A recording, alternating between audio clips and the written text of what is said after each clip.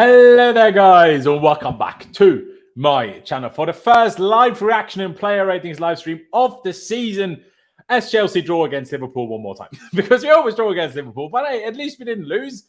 Poch threw me out the window when he turned up with that formation and lineup. I was like, my head was fully gone.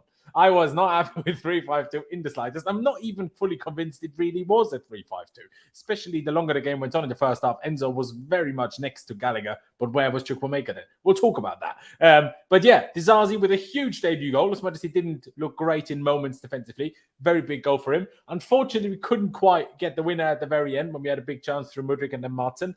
I think it was Martin anyway. Potentially lucky with a penalty call. I'm intrigued to hear what Ollie and Bertrand have to say about this, as well as the chat. But yeah, at the end of the day, could have been worse, could have been better. At least we didn't lose. How are you feeling as after the first game of the season? I'll start with you, Bertrand. First of all, thank you for being back on. But yeah, obviously we're gonna cry after that last chance, but at the same time, I mean, we were 2-0 down until VAR ruled that 2-0 off. So could have been a very different afternoon as well if Salah had managed to stay onside in that moment. Well, yeah, thank you for having me on again. I think after this game, we don't have that much time, so I'll make it quick. But I'm just very happy to have our football team back. I think throughout last season we lacked soul. Even if we won a game, which we rarely did, it didn't really mean anything. So I think the performance we showed today, especially after the first 30 minutes, because they really worried me, after, the long amount of time we had, the hype that had built around the squad and the club, it was very, when the 2-0 goal went in, Sanchez didn't look good. The defenders didn't look good. No one really looked good. And we were getting outplayed by a fairly mid Liverpool team. So I think the response we got from getting back mixed with an absolutely brilliant, team performance as well. But I think, we'll get into the ratings later. But some of these players have had absolutely outstanding performances, Enzo in particular as well. So I think if we eliminate some of the personal mistakes which did cost us today, I think we're looking at something very special. But I still have hope that we can continue to build on this momentum. I think most players can.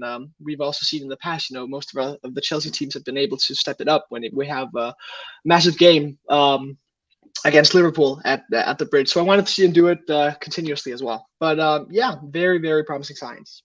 Absolutely. And one other negative that I forgot to mention, Reece James may be injured again. I mean, we don't know at this moment of time. Is he injured? Is he not? He certainly got hurt a little bit. Obviously, that could just be a knock and not an actual injury. We don't know that at this moment in time. Apparently, he just sat down on the bench after he got subbed off and seemed perfectly fine. So I don't really know what that situation is. But do you agree with Bertrand for the most part, Ollie? In the grand scheme of things, not too bad. And it's kind of like a start off to hopefully something better and bigger and better. Yeah, generally speaking, really encouraged by the performance. Like Bertram said, the first half an hour was we really, really under pressure, and we always knew Liverpool were going to come out firing. So we had to do well to make sure that we could sort of keep them at bay, and keep them under wraps until we sort of reached the point where we could sort of fight back a little bit. And once we did, the tide of the game completely changed, and we dominated from there on in. A lot of individual really good performances. Team performance was really good as well. Think probably on balance, a draw is fair, but you could also say our performance, we deserve to win. Really, really encouraged. If we had played a game like that last season, it probably would have been our best game last season. One of, at least. So, to have that on the first day of the season, this season, against a team that's going to score a lot of goals this season in Liverpool, and they only got, I think, one shot on target in the end. Oh, really? Okay. Yeah, if you had offered me a 1-1 draw before the game, I would have taken it. So I'm really encouraged. Yeah, there you go. It's a weird one, isn't it? Because when I think about this game, and now in hindsight, obviously, by the way, welcome to everybody in the chat. Appreciate you all tuning in. Subscribe if you haven't already, and hit that like button. But it's weird because on the one hand, it feels like completely new Chelsea almost. But on the other hand, it just feels also a bit of a continuation of the last 2 years where I'm like, we're playing a 3-5-2. We have no forwards on the pitch, essentially. One of them is Sterling, where you're like, Mudryk in the last 10 minutes did more than Sterling in the entire game almost. Yeah, so there's things that I'm really happy about. There's things that I'm not sure about, but obviously the transfer window is still open. And if Caicedo comes in, well, maybe I should say when, but I don't want to get too overconfident.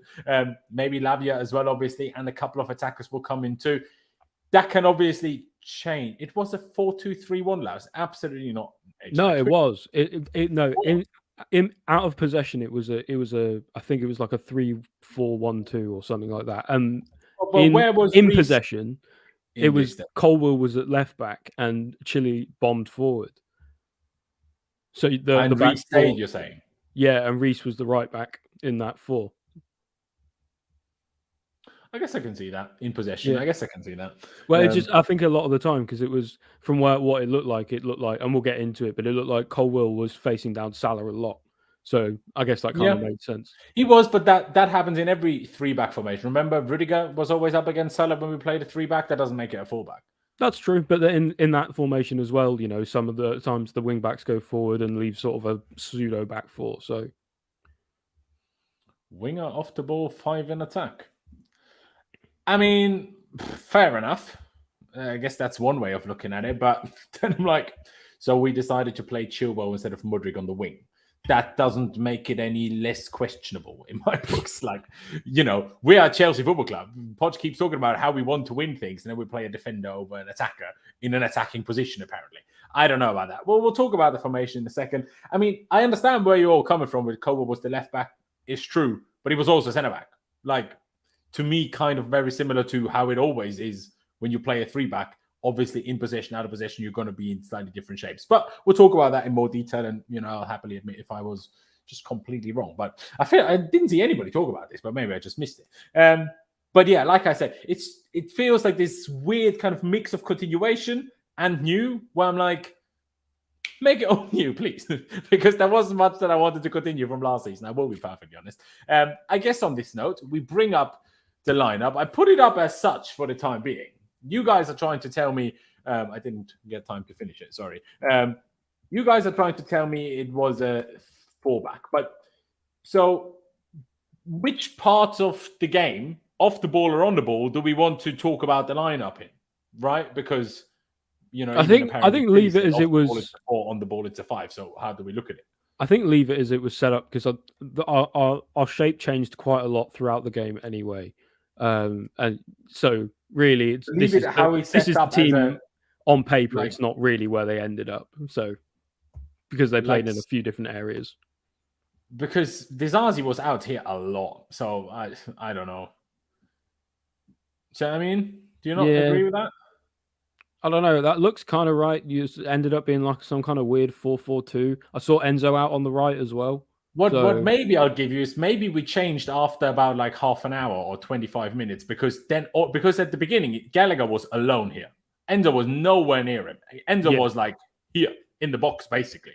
But then at some point Enzo was all of a sudden next to him, and maybe you guys have a good point, and maybe from that point onwards it was that what you guys are talking about. Maybe. But then also respawn forward so much. I'm like, was he just a left back?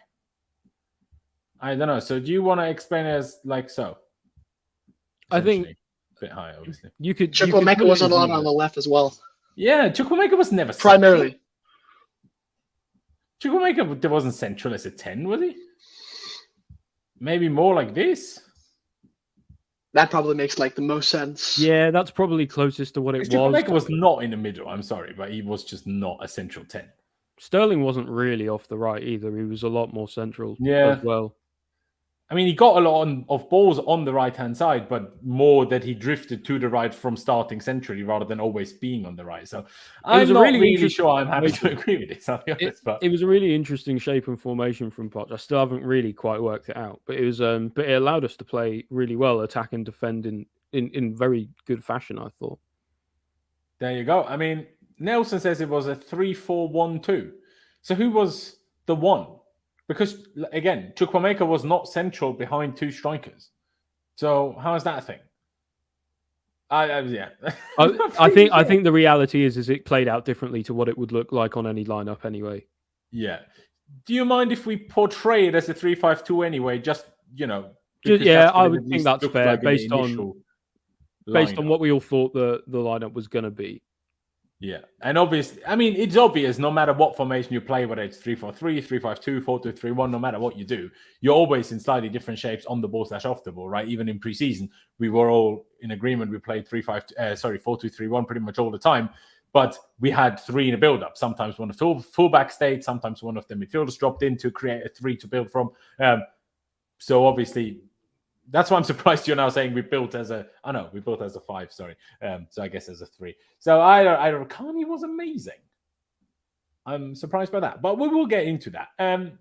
Let's talk about the lineup first and foremost, even if we now can't really fully agree what the lineup exactly was. But Bertram, I'll let you go first. Like I said already, my head was absolutely gone when I saw the lineup. I was like, what are we doing? Why is Disasi starting? To me, it's not a good idea if you don't have to give a player his first minutes for the club against Liverpool at home in the first game of the season. That, to me, sounds like a recipe for disaster. It looked a bit like a recipe for disaster, but then he scored, got so much confidence, and was really good after that. So no complaints in the grand scheme of things, I suppose. But yeah, when I saw the lineup, I was not happy because I was like, why are you not starting Mudryk? We just gave him the 10. This is why I didn't want to give him the 10, because there's nothing worse than he's our star player, and then you put him on the bench every fucking game. Obviously, this is not necessarily going to be the case all the time, but I don't know. Obviously, the game went, all right, so I'm not going to be too angry now. But when I first saw it and I explained it by, I cannot handle another season of before every game debating, do we play a back 3? Do we play a back 4? What's the better formation? I just can't be bothered with it. We've been doing it since Conte, essentially, and I just don't want to anymore, other than when Sarri was here. But Bertram, what were your thoughts when you saw the team? And then I guess also when you saw how it lined up in the game. Well, I think before the game, it was pretty encouraging in a sense, because I know that we've played in the 4-2-3-1 during preseason, and I think we will see that again once we get a proper DM in. But I think it shows from Poch's side some willingness to adapt to different situations. I think I always remember on Sarri when he was so stubborn that he didn't want to change out of his 4-3-3 system. So I think this shows that Poch has both some sort of plan and the willingness to adapt without always having to always having to adapt, always having a core formation, but being able to see games when we can get an advantage from doing something else. That being said, when it started, I think we were pretty lackluster. I think our attack really suffered. Sanchez and the back 3 didn't really play it out that well, so it was a lot of long balls up. And when you're playing against Konate and Van Dijk, it's not really what you want to be doing, setting long balls up to Sterling. But I think we were very shaky. It didn't look very good. It didn't, really make sense. Chilwell kind of got the ball, almost at the halfway line when we really should be giving it to him and Reece James, as we saw later, closer to the box. But as the game progressed, I think Poch actually showed that this might have been the right choice. I think the midfield, it did look shaky sometimes with Gallagher on the ball, but I think he made up for it, especially within the second half. But, I think the thing about Mudryk is, for this game primarily, he chose that our two, primary attacking outlets would be Chilwell and Reece James, and I think we created a lot of chances out of it. Chilwell almost scored, or should probably have gotten the ball a little bit before, but scored an offside goal. Jackson as well, huge chance came from a Reece James cutback, and different chances we got from this. And I think if you have Mudryk in, that's not really. Know if we played, say, with Mudryk, we might have created even more chance that we will. Perhaps we'll never know. We'll never know. The thing about Mudryk is he's a player that likes to run into more space. Where here we kind of is very central, and then we had the primary of Reece James and Chilwell coming in. And I think Mudryk, if he'd have started, it wouldn't have had the same effect. With Chilwell, who ended up having a decent game, I thought. So I think it ended up paying off for Poch, but those first 30 minutes, it did look very shaky. Very interesting to see him start with Disasi. I think Colwill as well. A lot of debutants in this, but I think they didn't start as well as you'd have wanted. I think Gallagher was a bold shout as well, but in the end, from my perspective, I think it paid off, and I think it's a positive sign from Pochettino. Yeah, there you go. It's an interesting one. I mean, I've seen another comment about the formation and stuff here. I disagree with the 4-4-2 because who would have been the right mid in this 4-4-2? Enzo probably. Yeah, but he was never firmly out wide on the right to call no, something. No, but I saw him out there a little. No, but you didn't say 4-4-2, right? So, no. I don't know. I think a 4-2-3-1 after the change that we clearly made, which I need to look back at it more, pay more attention. How is the shape different now? Maybe 4-2-3-1 is the best explanation of it then. But yeah, Ollie, what were your thoughts when you saw the team, and then also not just when you saw it, but also then how it played out after that? I was quite confused when I first saw the team, just because obviously we hadn't played a back three at all in preseason. Disasi hadn't played at all in preseason. So, certainly what you could say is some potentially questionable choices in terms of continuity wise. And the first 30 minutes seemed to really make that look justified because we were not good in the first half an hour. We were really under fire. We knew Liverpool would come out firing, and they certainly did. And we were lucky probably not to be 2-0 down pretty quick. Salah hit the bar as well. But then after that, something clicked, something changed. And from there, they were nervous, Obviously, we changed the shape as well, but there were so many loose touches early on. Gallagher, some poor Enzo, passes. Chilwell, Colwell. There were so many. It just seemed like they were nervous, but like you say, at some point it seemed to work. Yeah, I don't know if it just came with the confidence, I don't know. The whole team just suddenly kind of went up a level, and so whatever Poch did to do that, let's start that way next time. Yeah, exactly. I couldn't agree more, really. But there you go. Shall we just get through this? Because, like I say, I don't have endless times today, so let's just get on with it. And people know I defended Kepa a lot, so I will be exactly as unbearable to Robert Sanchez as everyone was for Kepa for the last 3 years. So Sanchez gets about a 2. No, I'm joking. But I think Kepa saves the goal. Just because it was right next to him on the floor. And I'm not even going to be that mad at Sanchez about it because he's 6'6" tall. Of course he's going to be slower to the ground than Kepa is, who's shorter. That's pros and cons of being taller and shorter. But Kepa also would have never had that claim of the cross very late on, from which we had the counter, from which we nearly won the game. Kepa would have never had that. But when Sanchez passed it straight to the Liverpool player quite late on in the game and nearly cost us the point, essentially, then I was like, all right. So all the last 3 weeks, everyone has been doing is telling me how Sanchez is better at passing than Kepa. I'm like, when was the last time you saw Kepa pass straight to the opponent and nearly give a goal away? That didn't happen all last season. So, I mean, yeah, it happened, but not last season. So I don't really know about that. Like I say, I think he could have done a bit better on the goal. He had one really good save, but it would have gone wide anyway. And he nearly conceded 2 long shots, where that would have been fun if either of those would have gone in, because you can have a tall goalie and still concede long shots. Who would have thought that? I think, to be fair, he had them covered. I mean, Salah hit the bar, bro. Yeah. He would have had it covered 100%. I think he had it covered. He was no chance. Look at that. His fingers were over the bar. Yeah, but when the ball was already past him. Yeah, but you can't, blame a goalkeeper for not saving something that went over. No, of course I don't, but I never blame Kepa for conceding unsavable goals. If he concedes a long shot, we'll blame him. But for that, you can't. No, I don't want to blame him if he concede a long shot at all. What I would then want to say is, see, you can also concede long shots when you have a tall goalie, because some goals are just not savable. It is what it is, like that Van Dijk one. Sanchez even gave up. Now you could say he knew it was going wide, but that was risky if he saw that. But fair play. Can't really complain too much. But yeah, overall, I think as a debut, I think because he gave that ball away, I'm somewhere between a 5.5 and a 6. I guess that didn't cost us anything when he gave the ball away, but it's still a mistake. So yeah, I'm somewhere between a 5.5 and a 6. Maybe you boys are both going to say 6, and then it's, sorts itself out anyway. Ollie, I'll go with you first. What would you give Sanchez today, and what did you make of his performance? I thought he was okay. He didn't have a huge amount to do. Like I said, Liverpool only ended up having 1 shot on target in the end, I think. If you discount the one that hit the bar, obviously hitting the woodwork is not on target. I think he did pretty well when he was called upon at times, but there wasn't a huge amount to do. I think that there was a point where he did one good sweep. There was a point late in the game where he claimed a cross really well.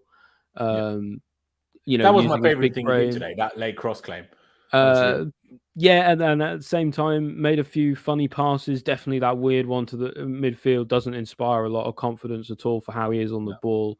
But then again, at the same time, it was his first game. It was his debut.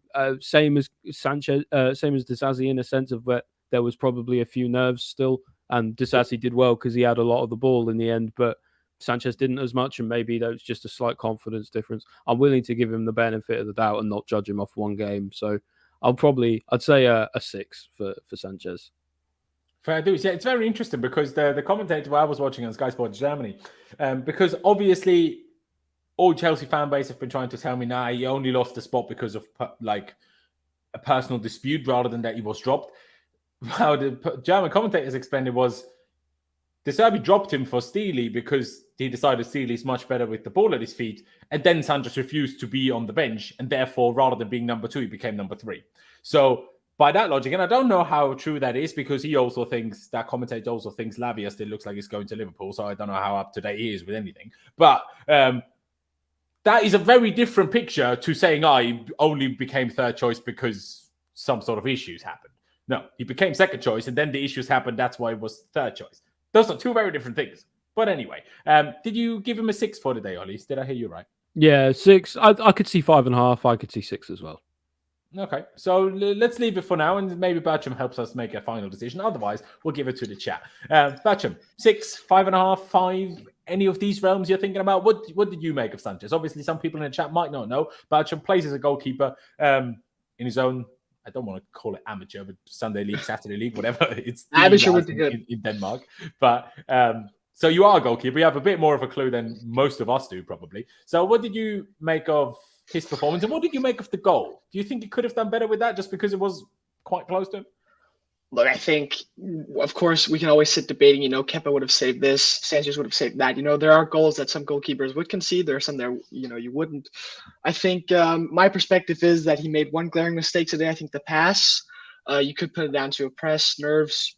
Who knows? I think that was a massive mistake. I think we're very lucky not to concede from it. That being said, I think I still think he had a decent game. The shot that hit the bar we were debating earlier. I think when you're a goalkeeper, you kind of have you have some kind of you have a feeling when you face so many shots on a pretty regular basis. You have some kind of like supernatural ability to almost tell if it's going in, if it's going over or not. And sometimes I've even had it where you can't explain it, it's so close. So I think the Van Dijk one, my heart stopped, but I think he would have had it. I think the Van Dijk one, he had a feeling it was going to go over, and if it was going to go in, he knew he wasn't going to get it anyway. It even looked like the one that hit the bar. I'll never know, but it looked like the way he dived for it. It was almost like a tried dive. All the way, so he didn't think that wasn't going to go in. But you do sometimes try as well because you're bored. Because you don't have anything to do. But he did pull out of the Van Dijk one, but he didn't. Of course, one. That's why I'm comparing them. The thing, but the goal.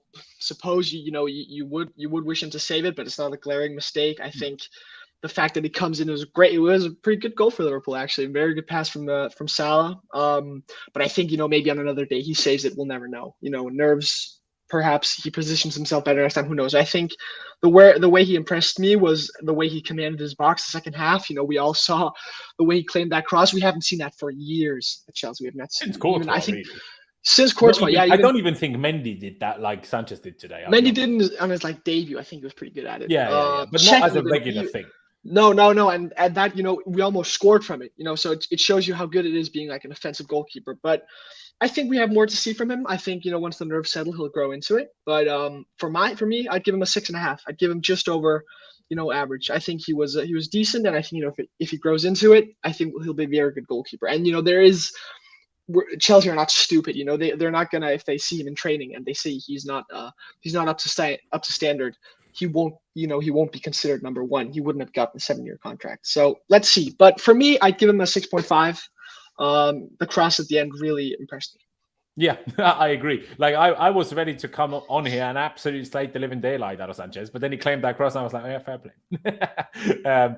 But yeah, you say 6.5. Me and Ollie couldn't really decide between 5.5 and a 6. So I guess overall that leaves Rob Sanchez as a 6. Like I say, on the debut, as much as I think he could save that goal, and as much as I still think Kepa does save that goal, it's not like a huge error where I'm like, he has to save that goal. There's differences between could save and should save. But yeah, let's do left to right because I want to keep the goal scorer for a little bit longer. Levi Colwill, what a player he is. When Cruyff turned, I think it was Trent or was it? I can't remember who it was, but Cruyff turned one of them at the sideline. Obviously, he nearly he fell over afterwards, but then played an absolutely stupendous pass to Jackson, who then nearly went through and scored. It was. I love Liverpool. I'm a massive fan. He's quick. He's strong. Obviously, people will try to slate him, and people were telling me I've been paid by Liverpool because I didn't criticize him on Twitter. Baffling for the first goal, because obviously he was on Salah, but I'm like, what do you want him to do? Because if he commits to the inside, Salah just runs past him, makes it look like a muck. So he can't just commit to the inside and stop that pass. It's impossible for any centre-back to try that. Because as soon as you try it, Salah just runs past you. So you have to cover that first and allow the pass and allow your other teammates to cover that. But I think in general, Levi Colwill was absolutely phenomenal. I can look up some stats if we want to, because I'm sure the passing stats were pretty good. 82%, 55 out of 67 passes completed. I mean, he had a dribble. Accurate long balls, 3 out of 8. Can certainly still improve, and I'm sure will improve. But I still think overall that was a very good performance. Ground duels, 2 out of 3. Aerial duels, 1 out of 1. I would say 7. Bertrand, I will give it to you. Would you agree with the 7? What did you make of Levi Colwill today? Now a bit more positive. I'd give him a 7.5. I think the start did worry me a bit, but we have to remember it is up. He's up against Salah as well. I think he was really good. This is what I expected from him. He's sorry, bro. What the fuck? What do you mean Colwill is crap? How old is he? 20? What do you mean he's crap? Are you mental? Oh my days, man. Keep going. No, I think he looked very composed. We might need to work on his back post finishing. He had another one today. He should have scored, but he smashed it out. So listen, we have this guy for 7 years. The one that he kind of then lobbed over the top and then It kind of reminded me of like the Dortmund game where he had a couple of them as well. But I think we're super lucky to have this guy. To think he's only 20. You look into what he's going to be when he's 25, 26, getting into his prime as well. When we can extend his contract. He's 21 until next year. Exactly. And I thought he was super composed. I thought he looked very good on the ball as well. The Cruyff turn, a great pass into Jackson as well. He had 2 actually. He had one in the first half and the through ball in the second half where Jackson almost scored. So having this guy, I think 7.5 for me, I think is fair. He's very, very, very good. And all I hoped he would be. There you go. It's a tough one for me to judge really, because the first half an hour we were defensively all over the shop. But it's weird. Disasi and Reece for the goal, we'll get to those in a second. But I didn't really feel like, other than Disasi getting burned a couple of times, Colwill and Silva, I didn't really feel like it had anything to do with them, the fact that we were defensively all over the shop. I didn't even think it had anything to do with Gallagher or Enzo either. It just felt like the shape was all over the place, which is, in my opinion, why we changed the shape and all of a sudden it got better, which is why I still stand by the fact that 3-5-2 was an absolute howler of a decision. But anyway, a 7 from me, a 7.5 from Bertram. Ollie, what would you give Colwill today, and what did you make of him? I'll keep it quick because we are low on time, so I'll go fast. I thought Colwill was actually really good. I think again, outside of the first half an hour, which you can say for basically every player on the pitch, I thought he did really, really well. Playing sort of on the left most of the time, did a really good job at keeping Salah at bay. He was the one who was up against Salah most of the time rather than Chilwell. And he did really, really well, to the point, especially in the second half, where he totally locked Salah out of the game. And eventually Salah was, forced to go off and he was not happy about it. So clearly, Colwill's doing something right. He gets a 7.5 from me. Fair play. 2 7.5s then. I'll give you it. I don't think we're like super stressed for time. We still got an hour and 15 minutes, but let's not dwindle too much. But we'll get to Thiago Silva, and I'll let you just go first, Ollie, before I even say a word. What did you make of him? Had that super crucial goal line clearance, that block anyway. Yeah, I think it was a pretty classic Thiago Silva performance where no massive mistakes, very consistent, commanded the back line reasonably well. I can't really say all that much. Made some really nice passes out wide diagonally. We saw those in preseason quite a lot. Altogether, just pretty solid. I thought he was a little bit out of position a couple times, especially for Liverpool's goal. I think it would be fair to say. I think just the way the play was set up at that time, he was just out of position. Overall, I would say, probably about the same as Colwill, about 7.5 for me. Okay, Fair enough. Bertram, I'll go to you. Do you agree with Oli? Would you go for something different? What did you make of Thiago Silva? I would go 7.5 as well. Rolls Royce player. He just keeps showing us the composure he has. There were a couple of times as well in where, ball came up. I think Nunez went ahead, but Thiago Silva kind of he waited behind him, took it down, and started an attack from it. So just super composed, super smart. He didn't get out. He was up against Salah at one point as well, and outpaced him. So we're so lucky to have this guy. I don't know how he keeps doing it. So I think a 7.5 for Thiago Silva as well. I think him and Cole were our two best center backs today. Fair dues. Yeah, fair dues. I mean, I would have also given Thiago Silva the same rating as Colwell, but I would have just given both of them a 7. But fair dues, I'm not too displeased, shall I say, with a 7.5 top player. Like, he had so many passes today, 109 completed, 94 completion rate as well. The ground duels weren't actually that good, just 1 out of 4, but the aerial duels, 4 out of 5 is obviously very strong, even though Liverpool obviously didn't play with an out-and-out striker as such, I guess, until Nunes came on in the second half. But yeah, I don't really know what to say about Thiago Silva. Other than that block, I don't really feel he was defensively that often that crucial. But that's what happens when you, well, to be debated when you play the back 3 or back 4. But when you have 2 centre backs to your left and to your right, they often do the really dirty work, and you then in the middle do like the decisive work, and that's what he did with the block. But we didn't have to do so many decisive things because we managed to keep Liverpool under control pretty well, other than their goal when they hit the bar and their offside goal. Other than that, we kept them under control pretty well. But yeah, 2 7.5s, fair play. Let's get to Axel Disasi. I was also losing my head a little bit about him. I won't even lie. Because for the goal, him and Reece, but because Disasi is the centre-back, I think Disasi is more at fault than Reece, even though Reece was initially closer to Luiz Diaz, but Disasi had no opposition. So he is close to the goal, therefore he should cover the winger coming inside. That didn't look great. 2 or 3 times he just stood so far off the opponent and then it just ran past him every time. Like, he didn't even get into a duel. Like, it just ran past him. But obviously, I also have to understand that this was his first ever Premier League game. Obviously, you will have to adapt to that a little bit. Yes, I know he's played against PSG, but it's Liverpool. It's a new league. It's a new game. I understand. My problem isn't with Disasi when this happens. My problem is with Poch. Why would you start him? Like, to me, it would have still made more sense today to start Chalobah, depending on what the situation is, unless he's close to a move. But he was on a bench, so it doesn't exactly look like he's that close to a move, is he? Unlike, Kepa. So defensively, there was a few dodgy moments in there, but then he scored, and it was a good goal. Good goal. Obviously, Chilwell. We'll talk about the goal, I guess. Now it was a cross from the right-hand side from a free kick from Enzo. It was kind of cleared out. Chile headed it back in, and then Disasi was just in the right spot, went for it with his foot, even put it into the ground so he doesn't kind of shoot it straight at the keeper. Did well to make sure he doesn't sky it. I think that was on purpose, actually. And that was one of the things I was told about him, that he might have some issues in one-on-one defending and when people attack him with pace, but he's good at scoring. And Chelsea love defenders that are better at scoring than they are defending, no way.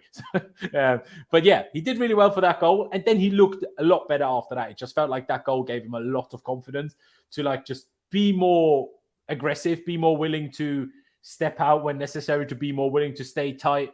Trevor wasn't on the bench, right? I swear I saw him in the background warming up loads of times. But maybe that was someone else, and I imagine it was Trev. Maybe it wasn't Trev Poch. Then I apologize. But yeah, with the goal... See, because you guys gave the other dude 0.5 higher than I would have done, I want to give Disasi with the goal a 7. Chalobah is injured. Of course he is. Of course he wasn't on the bench. My bad. I apologize. I would usually say 6.5 because compare the 0.5 lower than the other two. But because you boys said 7.5 for the other two, I might give him a 7. Like I say, he scored a big goal. I mean, he got us the point essentially because without an equalizer, well, we lose. So I will say 7, adjusted by your boys' ratings for the 2 other centre backs. Ollie, what would you give Disasi? What would you make of him defensively as well as his goal? Like you say, in the first sort of half an hour, really struggled. Got burned quite a few times, but then a story of the game, really. After that goal went in, it was all us. And he looked really, really good, really assured. I was very impressed with how calm he looked on the ball, actually. And he settled into the game very, very quickly, really, considering it was his first game of Premier League football, and it was against Liverpool, who are, you know, no slouches.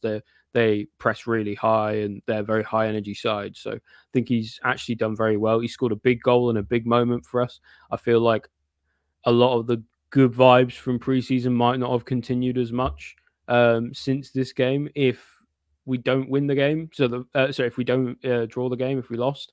So I think Disasi's actually probably made quite a big contribution to the not just the match, but sort of everyone's mentality at the moment as well.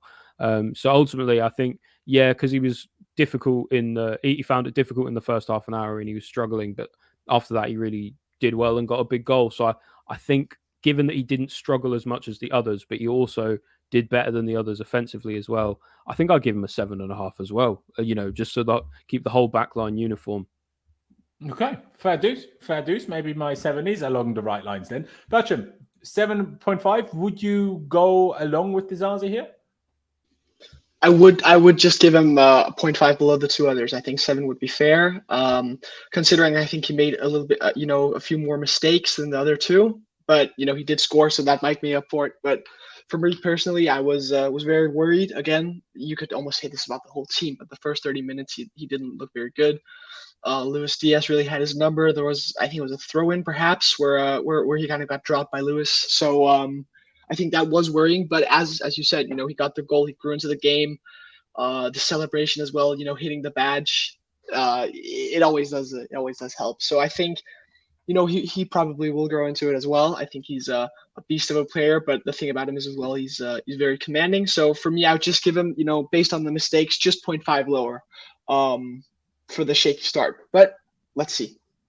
Absolutely. I still don't think if we play a proper 4-back eventually, I still don't think he starts over Silva, and obviously he won't start on the left side, so it will be interesting to see what kind of minutes he will get, or do we use a kind of 3-back more regularly? We'll have to wait and see. But 2 7s, beat out 7.5, so I guess Disasi, a bit of a shame because obviously he scored our goal, but he was just defensively, he made mistakes and the other two didn't, in my opinion. So I guess it's somewhat justified as well.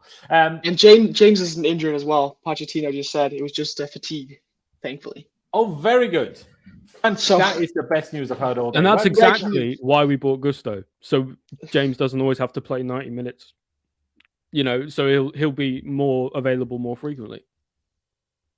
He was good today as well. Yes. Oh, that is just beautiful news. That I can't even believe how happy that's going to make me. Fantastic. Let's get to Reece James straight away then, because here on FotMob, he has one of our lowest ratings actually, which I find quite interesting because I didn't see that at all. To me, it's just like whenever Reece James plays football, other than when he plays like in Vinicius Jr., he just looks like. And Enzo was phenomenal today, but Enzo gets a different position. James just makes look everything so effortless. Like he deals with 2 players, it doesn't even look like he tried. He deals with 3 players, it doesn't even look like he tried. Like it's just so easy for him. Everything is crazy, and obviously should have had an assist for Jackson. Jackson really should have scored that goal. There was a couple of other moments where him and Raheem Sterling linked up really, really nicely. Could he have done a bit better for the goal? Absolutely. I still think Disasi is more to blame for that than Reece James is, just because Disasi is closer to our own goal. But then Reece is the captain. So either tell Disasi to do it or do it yourself. So I guess that is now with captain responsibilities. He gets more responsibilities like that now, where I have to blame him a bit more for things like that because he is now the leader.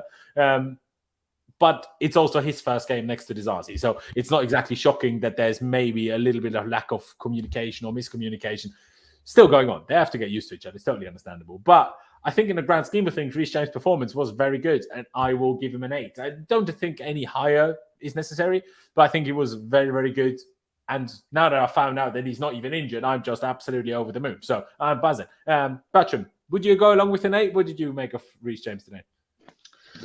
I think I would give him a 7.5 if I'm honest. I think he had like 20 the last half an hour pretty much of the first half. I thought he was exceptional. The link up he had with Raheem Sterling. I think as the second half progressed, it seemed that we were attacking more towards Chilwell's side.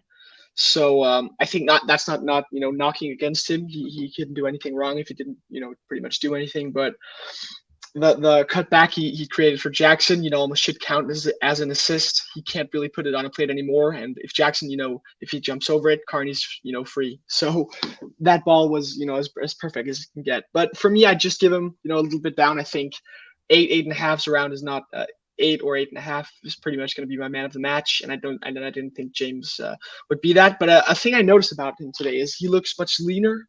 In a way, I don't know if you guys saw it that way. He looks pretty much more leaner than he was last season, which, probably maybe it doesn't have the same effect on his joints if he's that lean. But just so happy to have him back, have some cover for him as well when he does break down, which he, in a sense did today. Thankfully, it's not for an injury, but fatigue. If he played on, he could have sustained an injury. So I think I'd just give him a 7.5 as well for a top quality, maybe half an hour, perhaps a bit more. But I'd give him a 7.5 on the level with Colwell and Thiago. Fair dues. Ollie, do you see it like Bertram, or do you see it like me, or do you see it differently? What would you give Reece James, mate? For me, James gets a 7.5.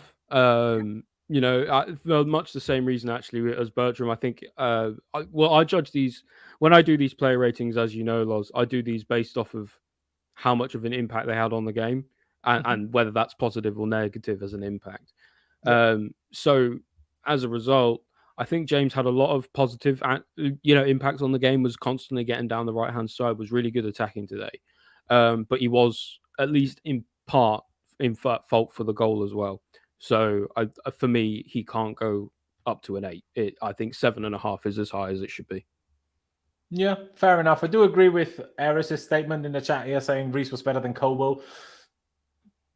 I guess maybe if Colwell had the 7 that I gave him, maybe I would have agreed with the 7.5 for James. But here we are. It's absolutely fine. Like I say, I agree with what most of you boys have said, if I'm honest. It's not like I disagree with that. I just would have given him an 8. It's just, it's tough for me sometimes because Reece just impresses me so much just watching him do simple things because he's just so good that maybe sometimes, it's a bit like being in love. When you rate things a bit higher just because that, but this is just my feelings for Reece James. So maybe I subconsciously always give Reece James 0.5 extra. But yeah, let's go to the other side. Let's do Ben Chilwell. Got the assist for the decisive goal. Also scored, but unfortunately was ruled offside. It was a little bit less close than Liverpool's one, but it was still fairly close. So, wasn't miles off the park. And rounded the goalkeeper nicely. Maybe you can give Mudryk a little bit of a lesson in that because Mudryk, obviously, if he did the same at the end, we would have won the game. But at the same time, Mudryk also runs about 3 times as fast. So I guess that makes it more difficult to run round things. I guess that is fair enough. But yeah, Ben Chilwell in the grand scheme of things, there were certainly things that I thought he could have / should have done better. But pass accuracy in the grand scheme of things is good, 84%. Duels, he won 6 out of 8 ground duels, 1 out of 2 aerial duels. That's pretty good. 2 out of 2 tackles. Accurate long balls, 1 out of 1. Accurate cross is a bit poor, 0 out of 3. But I also think that if there's one issue with Jackson, he doesn't really seem to know how to get in the end of a cross because I think we played a good few crosses today and a few good crosses.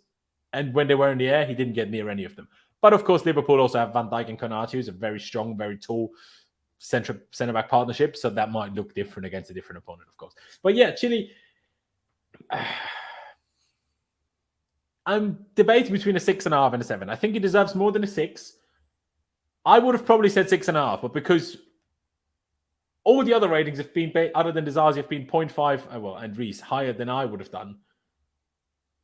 I will say 7, but maybe you boys will take it back down to a 6.5. I'm somewhere between a 7 and a 6.5, like I say.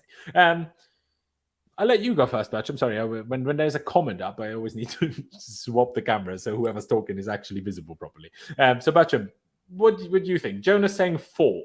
All right then, mate. That's a bit harsh. But anyway, Batcham, what did you make of Tilly today? And do you think my 7 is too high? I think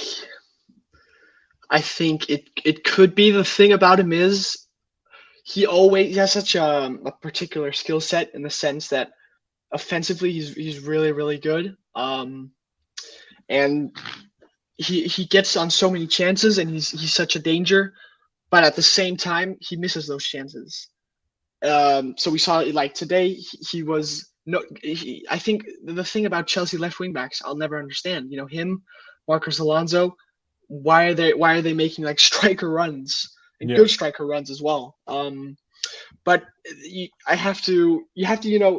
I'm thinking about giving him. I'd give him a 6.5 Because you have to have I also changed my mind. I agree with you 6.5, but continue. because it's good that he's getting onto chances and he's getting in good positions and he's pretty press resistant as well. Or at least he was in the second half. But Yeah. he does need to take his chances from now on because he had a couple on the back post. He could probably have done better with that. Didn't really end up with anything. I nearly had a heart attack when he scored when he took that bad touch, from the Enzo pass in the second half. He has to be doing better there, if I'm honest. So I think I'd give him a positive rating for creating chances, but for missing them, 6.5. Fair dues. After you talked about the missed chances where he should have done better, you had two really where he should have just done better, especially I think it was the second one, which just took too long and then made the angle unnecessarily tight and gave Alisson much more of a chance to save it. Obviously, Alisson is really good at those 1v1s. This is another thing that saved Sanchez rating a little bit, that Salah goal was offside, because I thought Sanchez acted like really poorly in what I don't know what he was doing. It's like he did to be a goalkeeper. In that moment, I don't know what he was doing. He was so committed that Salah was going far post, and then Salah just chipped it near post, and Sanchez just looked like an absolute clown. But hey, he was saved by the offside flag, so fair play. But yeah, it's difficult because obviously at Chelsea we're kind of used to this with the whole Alonso thing and getting chances, but part of me always never wants to be too harsh when defenders don't take chances, because I'm like, well, you're a defender, I'm going to be harsh with the defender when they can't defend and harsh with an attacker when they can't score, because that's what they're supposed to be good at. But obviously, if you're like a Chilwell or even more so like an Alonso and, you are constantly in chances to score, then you should be quite used to it by now and actually take your chances a bit better, I guess. But, he still got one that was offside, unfortunately, assisted the other, so it can't be too harsh. Ollie, do you agree with the 6.5? Otherwise, what would you give Chile? Yeah, I think 6.5 is fair. I thought he did okay today. Was really involved for some of the more important elements of the game. Scored an offside goal, got an assist at the end. But other than that, thought he spent a lot of excuse me. He spent almost too much time attacking, and I think a lot of sometimes he left. Well, if he officially played on the wing, then yeah, exactly. If he's playing on the wing, then I get it. Then he didn't spend too much time attacking, I guess. But at the same time, I feel like he didn't take the chances he needed to take. And I think as one of the leaders in the squad, became captain when James went off. You got to be leading by example, in my view. So I think Chile wasn't his best game today. Not his worst, just not his best. So 6.5. Fair play. Yeah, like I say, I was debating between 6.5 and a 7, so this is not too far off. Let's get to Conor Gallagher, and not the man of the match. That was most certainly Enzo. We'll get to him soon. But in terms of most surprising and impressive, to me, that award goes to Conor Gallagher today. Now, the first 20 to 30 minutes, not so much. He was struggling a bit, but not just because he was bad, more because I think the shape was just all over the shop and how can you try to beat Liverpool's press with only Gallagher? I can't blame Gallagher for that. You need to blame Pochettino. Poch did good today in the grand scheme of things, and I love Poch for the time being, right? But that you guys, come on, you can't try to beat Liverpool's press with Gallagher. That is a recipe for disaster in the first place. But then the longer the game went on, my God, was he good. Bloody hell. That tackle when they hit us on the counter from our own corner was outrageous. Tackle of the season, that might be. And it's only match day one. That was crazy. Because if he doesn't get that right, he gets himself sent off and then we're in big trouble. And we definitely would have wanted that. But fortunately, timed it right. He had a couple of moments where a touch or a pass wasn't there. But then he always made up for it himself. He chased after everything. He was not outpaced, but he kept even people like Salah under control, defended well, got on the ball well, spread the ball out nicely. Honestly, super impressive. Now, the problem is he gets us so much money in the transfer market that I still think it makes sense to sell him. But if he plays like today, there is no reason why he shouldn't be in the squad and be one of the rotation options for the pivot. Because if he can do this today, and he's only started playing this position this preseason, mind you, he's not played this before. He was a 10 and an attacking 8 until now. So if he's now going to play a new position, we also need to allow him a little bit of time to get better at it. And, just looking at preseason until today, maybe I'm getting a bit ahead of myself, but I can only assume the more he plays this position, the better he will get at it because, like I say, it's a new position to him.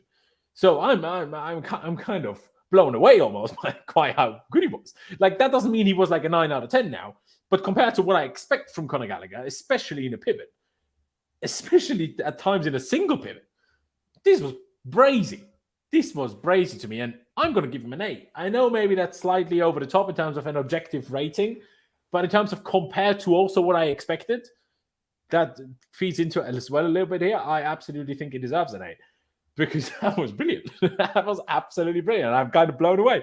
Fair play, Connor. We'll talk about when we get to the subs because Mudryk obviously came on. Santos was an unused sub. What's going to happen there? We'll have to wait and see. But yeah, I was very, very happy with Conor Gallagher. Who needs Caicedo when you have Gallagher? Well, yeah, us. But still, fair play to Conor Gallagher. Ollie, I'll let you go first. Do you think I've gone slightly overboard with maybe the rating? But I think with the words, almost everybody's going to agree with today. Yeah, I think actually you're spot on. I think at the start of the game he looked really lost, but I think that's because he was really isolated in midfield, and then something switched, like we've spoken about, and from there he was just an absolute force, tackling everything, making sure that we're always fighting to the bitter end. Him and Enzo both did that really well today, where they just chased down absolutely everything that they could. It was really a lot of running. We all looked really fit, but those two specifically looked very, very fit. I thought Gallagher probably after the first 30 minutes, that was probably the best he's played for us, arguably. Genuinely, I agree, yeah. He was really, really good. And I think he was our second best player today. But, he gets his credit where it's due because he was very good today. So I'd give him an 8 as well. Fair dues. Bertram, do you think we've gone slightly overboard? Because you weren't happy to give Reece James an 8. Obviously, neither was Ollie. But do you think Gallagher warrants it? Especially compared to what we expect from him usually, even though that's maybe not totally fair always when you let that judge influence the rating. But hey, is what it is. Well, the thing is, he was. There's nothing I'd like more than to give him perhaps even an 8.5. I'm almost, but the first 30 minutes to kind of ruin it for us because he was terrible. He was the archetype that made us play terribly to start with, because him as a 6 against the Liverpool press is suicide. I can't believe that was allowed to happen almost. That being said, if we take the first 30 minutes away, I give him almost a 9. I think when you talk about desire, when you talk about fighting for the shirt, I think he comes second to none. The willingness he has, to go into every challenge, even though sometimes it looks kind of chaotic. It's like dropping a batch of C4 into a midfield and just seeing what happens. Things bouncing all over. My commentators were loving it, but they kept suggesting that he should move to Crystal Palace for some reason. So I think again we have a player with a very unique skill set, and I think an asset. In my opinion, I can understand the fact that we can get a large sum of money for him, but I'd keep him. I think if we have a situation where he doesn't have to be the 6 and he can have the play ahead of him, I think you look at the intensity he presses with. He rarely loses a challenge as well. He has the balls to make that challenge against Salah, and he's also one of the oldest people left in the squad. Exactly, which makes no sense. He's probably like 5th or 6th in the he's like 23, I think, or 24 almost. But yeah, he's one of the oldest now. But also the fact he loves the club and he shows it, and I think that's something we always want in a player, and someone who undoubtedly always in training and in games will give his all. So I think if we manage to somehow subdue his, faults and are able to take advantage of the fact that he has the best set of lungs I've ever seen, bar Kante, I think we can have a good player there. So for me, if it wasn't for the first 30 minutes, I'd give him a 9 almost, but it did cost us, so I'd give him an 8. Fair play. I thought you were only going to give him a 7.5 because the first half an hour. Are we actually sure that we're talking like half an hour? Because Liverpool scored after 18 minutes. I actually think we got good and fixed ourselves already before they scored, but then they scored just as we actually started to play well. And then we obviously suffered a little bit straight after they scored, so then they scored their second offside goal, and then we kind of found ourselves again. But I actually think the whole getting okay again happened a bit sooner than even half an hour maybe, which is why I still gave him an 8. But I also understand if people want to go a bit low because he was poor to begin with. But just because of how impressive he was and how little I expected him to be impressive, I'm still very happy with it. We quickly interrupt this broadcast, by the way, for some absolutely fantastic news. Not according to everybody, including Bertram, but according to most people. According to Alfredo Padula, contact between Romelu Lukaku and Tottenham. Will Tottenham save us? Tottenham might actually save us. I've never seen anything better in my whole life. And I know Bertram could live to regret it. What? He's going to be better than Harry Kane? Absolutely no chance. Don't care if he scores 20 goals for them. Still worse than Harry Kane. Just get him gone. I don't need to pay him. I don't need to leave him. And also, if he plays for Tottenham, you know how hard we can try to beat him and hate him? Is this the perfect play? Do we hate anyone more than Lukaku? I don't think so. So does he fit anyone better than Tottenham? I don't think so. I know this is maybe a very simple way of looking at it, but my God, would I be over the moon if Lukaku turned up for Tottenham? Just very quickly, Bertram, you're not so happy about it? Just scared that he's going to come to haunt us, or what's the thinking? Listen, there is no one that I dislike more than Lukaku, the way he's treated us and how shit he's been for us. But I'm super paranoid always when we sell to our rivals. And I think I watched the Tottenham game today. I thought they looked pretty good. The thing is, the thing I would want for him is to go to Saudi or something where we don't have to look at it. Yeah, I would prefer that too. But having him go there, and even the potential of him scoring, that would be the worst thing ever. Watching the player we hate most score for the team we hate most, and I think he could do that. But I think Gallagher 2 for Tim would be the best thing. So that would be the best thing that we do at the Club World Cup. But I want him gone. Make no mistake, I want him gone. I never want to see him again. I can't be asked to watch him do it for Tottenham. I also wanted Kai to join Bayern instead. But hopefully he plays as well as he did for us, and then it would be the best thing. But let's not get ahead of ourselves. Lukaku will probably ask such stupendous ways that Tottenham will refuse to pay him. So he will, but hopefully he goes to Saudi. He accepts that no one likes him and will go to Saudi. Yeah. Hey, maybe Madrid buy him. They don't really have a striker after Benzema left, so maybe he goes. They don't have a team as well, Militao. Exactly. They just have 17 midfielders and now not even a centre back. After Militao, poor them, by the way. I don't like Madrid, but to have your starting goalie and one of your 2 starting centre backs tear their ACLs in the space of 3 days, back to back, that's crazy bad. So unlucky. They have Rudiger at least as a ready replacement for Militao, but still. But yeah, Ollie, your thoughts? Lukaku to Tottenham, would you be happy about that? Do you have the same feelings as Bertram in terms of could also really come to bite us in the arse, or just get him in the bin? I don't care where he goes. As long as he goes somewhere. Yep. Yeah, the next taxi ride out of Cobham, whatever it is, wherever it's going, just that one. Yeah, fair play. I don't disagree too much. All right, back to player rating. So I'm back to a man of the match. Back to the man that even I had Gallagher on there initially, but then I was like, as much as I was impressed and surprised by Gallagher, Enzo was just outrageous today.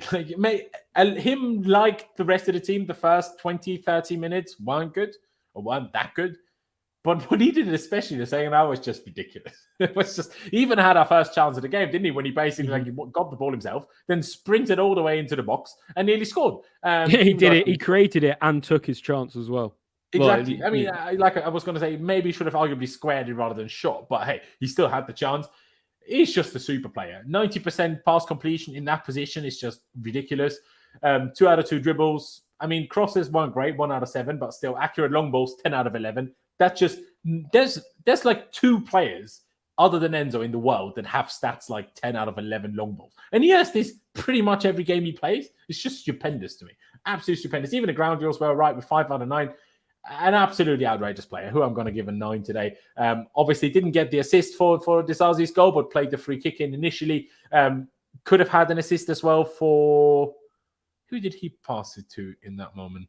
To Chilwell. He played it to Chilwell, didn't he? When Chile had that chance from at the far post, I guess. So could have had an assist there. I'm not sure who played the pass to Mudryk for the chance at the end. Who was Jackson.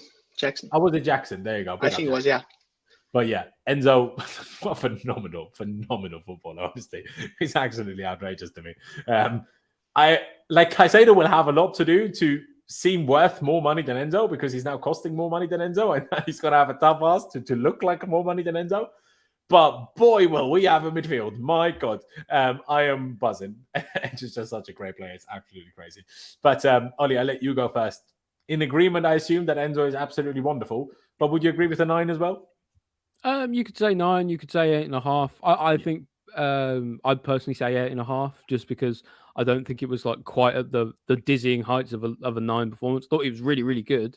Thought he was our best player, but just probably not quite at those heights. Thought he did really well to sort of make chances, controlled the game well, battled for everything, really ran around a lot, did his job and then some as well.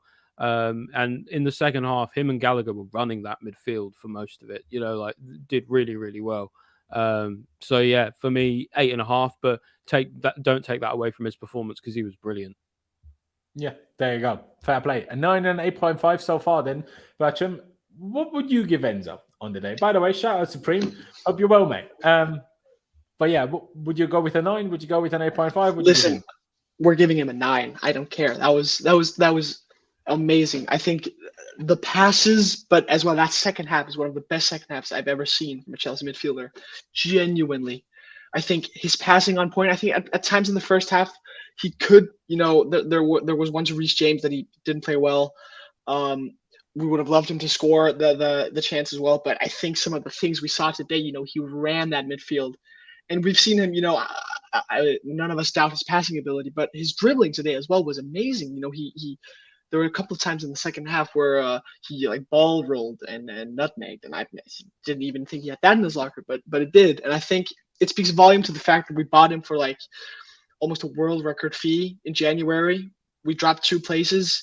Not one Chelsea fan, said it was his fault. He played well. Not one of us. And the pre-match where today the so-called experts in Danish TV, they kept saying that he'd been a mistake and he hadn't been worth it. And I was sitting with my jaw dropped. They hadn't seen a minute of us last season, trying to tell us he was a mistake. And I think today is the first time that people outside of Chelsea fans saw how class he is, how he's worth the astronomical fee we paid for him. So for me, I'd give him a 9. I think he was our man of the match. And you think this is him today without a proper DM. When we get Caicedo in, as Michael Owen said, some person we don't quote as much as very we want often, to. No, that midfield, it has everything.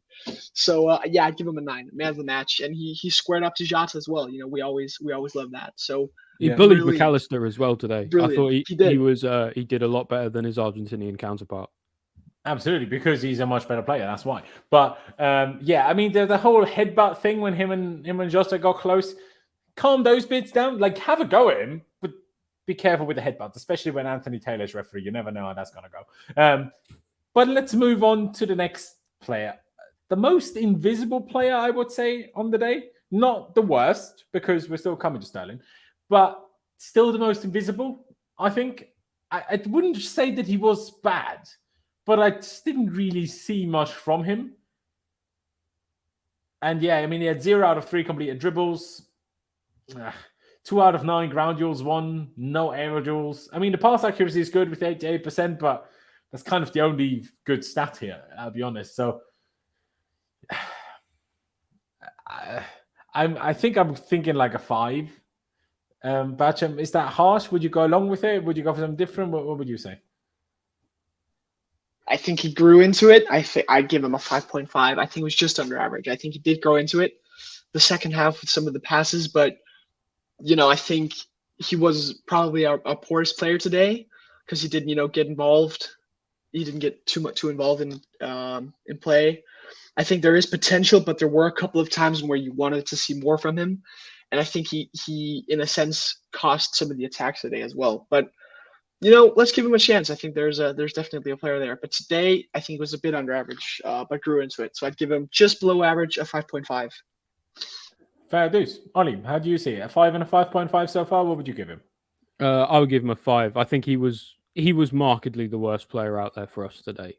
For me personally, I thought everyone else was at least a half level, if not a full level above him. So I couldn't put him higher than a 5 for me. I just thought he wasn't quite as involved as everyone else. He wasn't really making the chances as well as everyone else. He was giving the ball away quite a lot. It's harsh on him because he's kind of been thrown into that role. If we are playing the 4-2-3-1, playing that sort of advanced 8-10 that was going to be Nkunku's role, and it's really hard to replace him. And it shows that how his injury is going to affect us, because I don't think Chukwuemeka is the best fit for that position if he plays there all the time like he did today. It's weird, isn't it? Because people seem to say, okay, he's kind of a 10, kind of an 8. Now, he played exactly that today, kind of an 8, kind of a 10, and didn't really do very well in it. Obviously, it's against Liverpool, and it's one of his first start where he's like kind of regarded as one of the players that will get regular minutes. Crispy says if we had Nkunku today, we win. Maybe so, but could argue it. Then don't get injured. Not that it's his fault, but like, that you can't hold that against Chukwuemeka. At least Chukwuemeka didn't get injured, I'd rather a player be a bit worse, but fit. This is what I always say. But 2 5s, then Chukwuemeka gets the 5. Let's get. Have you seen Klopp's quotes? No, what's he said? Well, first he was asked if he could say anything about Caicedo and Lavia, and he just said no. And then after that, he was asked that about Pochettino saying that he wants more players, and then he just responded, that's what each Chelsea manager wants and usually gets. He is furious. I absolutely love it, especially after he's the one that mentioned him in a press conference, you little dickhead.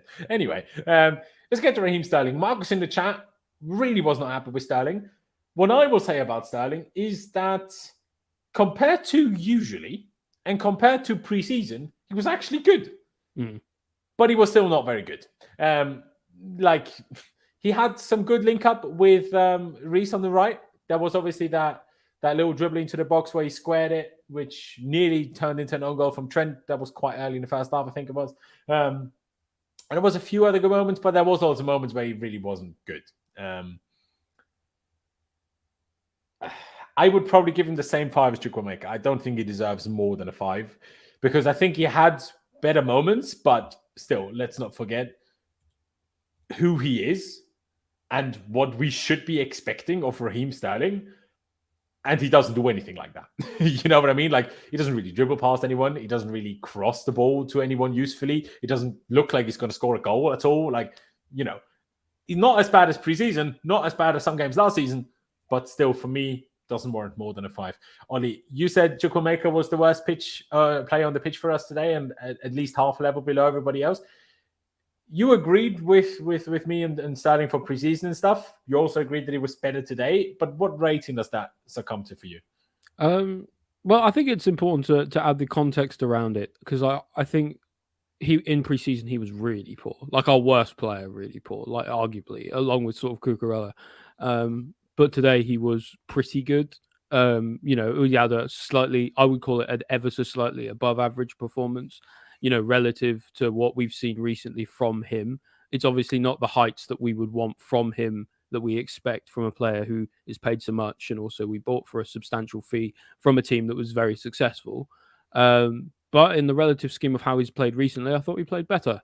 I did think he was better than Chukwuemeka. I just think he made a little bit more happen. Still made a lot of mistakes similar to Chukwuemeka in the final third. And so, you can't exactly give him the excuse of youth that Chukwuemeka has. So for me, Sterling gets a 5.5. He was, I still think Chukwuemeka was the worst, but it was, I think after Sterling, at least, those two were comfortably the worst of us today.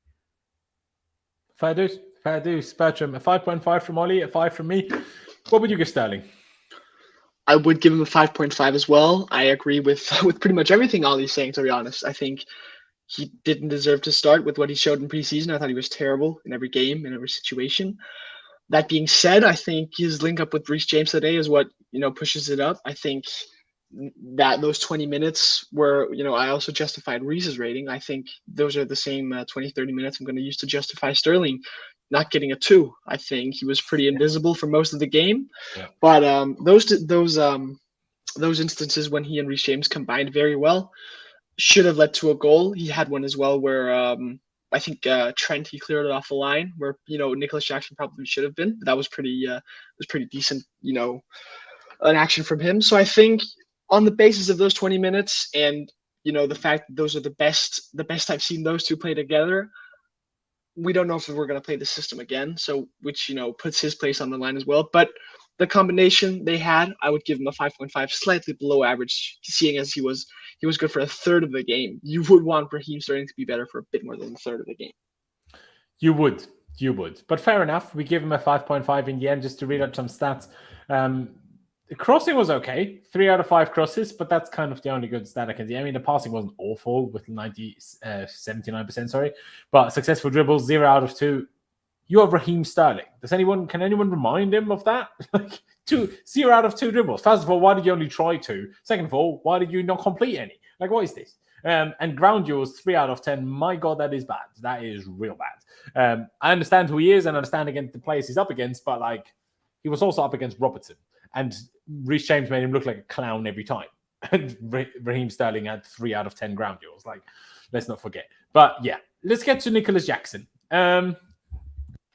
Don't really know what I make of him today, because he really should have scored. And I think if he wasn't a new signing, people would be really harsh on him right now. If Havertz played the exact same as Jackson today, this chat would demand a 4.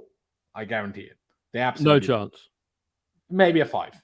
But that miss, if Havertz did that, he would be crucified again.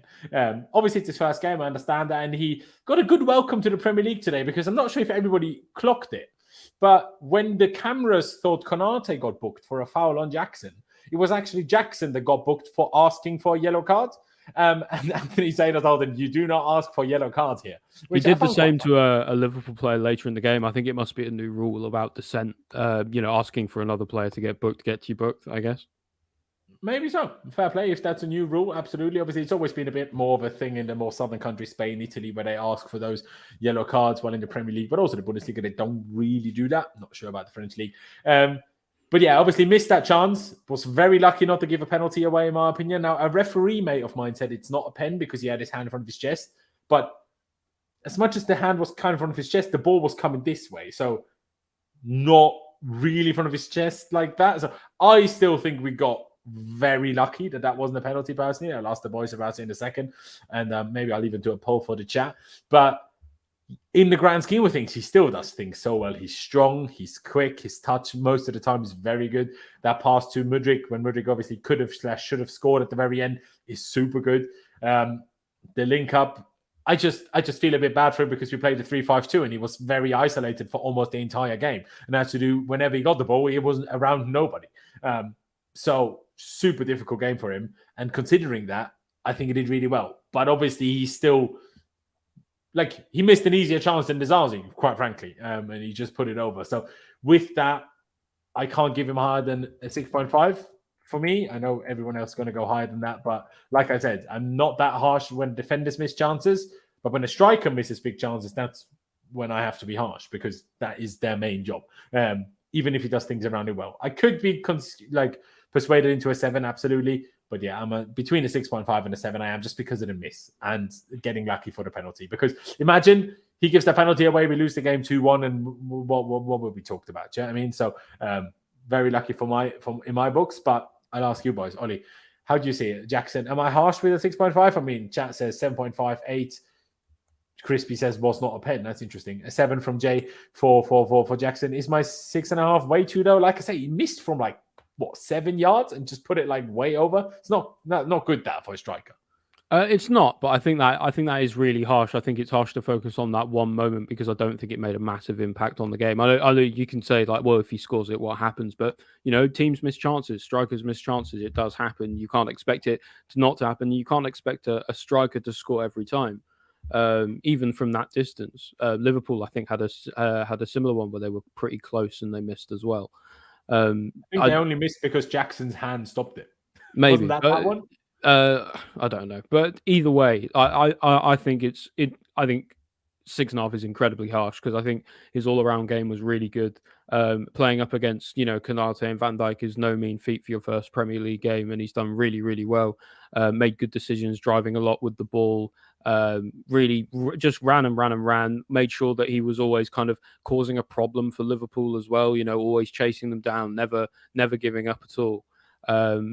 Made some really good passes, little 1-2s, especially with Mudryk as well at the end of the game as well. So I think for me, I'll give him a 7.5. I think if he bags the goal, he probably wins us the game. So I would give him higher than that. But 7.5 for me for his all round game. Yeah. Just to comment on Ashraf, obviously it wasn't intentional, but handball doesn't need to be intentional to be handball. I think it's difficult. Like, I think that was a really questionable penalty call. I think in a different season, that would have been a penalty.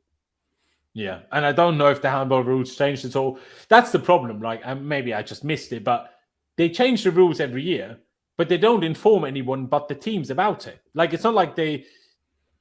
Like, it seems like at least the German commentators, they didn't, like, they were like, all game, like, why was there not a penalty? In their mind, it was absolutely baffling.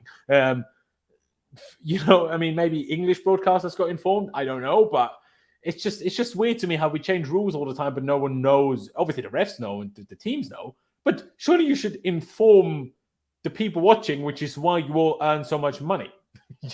I think that would make sense anyway. But Bertram, maybe I will change mine still to a 7, but for the time being, a 6.5 and a 7.5. What would you give Jackson today? I'd give him a 7, if I'm honest. I think he was very, very, very good. I think you talked about the Havertz performance. The issue is Havertz missed chances and was invisible most of the time. Jackson was always a presence, for throughout the game. The 93rd minute, he was busting a gut to run, past, I think it was Konate, and run past, maybe Van Dijk as well to get the pass off to Mudryk. So I think he was very influential.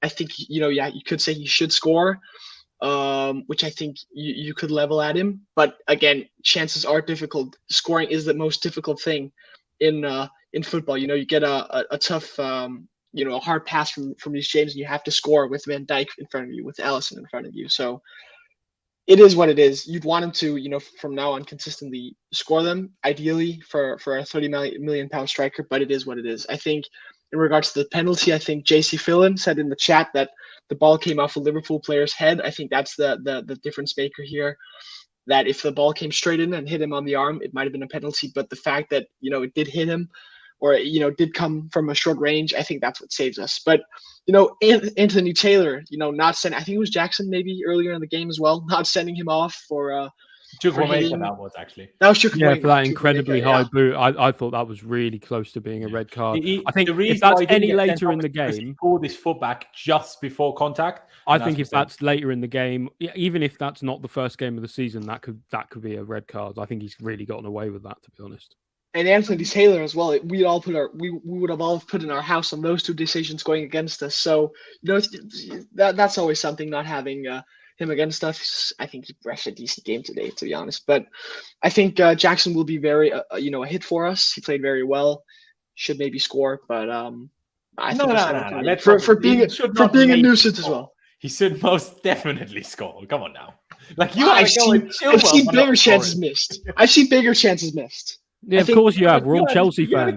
The first one is definitely the biggest chance. I think he did well to get the one in the second half, where Alisson saved it. I think it was from a Colwell pass. So I haven't seen it back again. I might be giving him too much leverage, playing it back in my mind. But at least he played well. We can level that out. So that's why it's going to be a 7.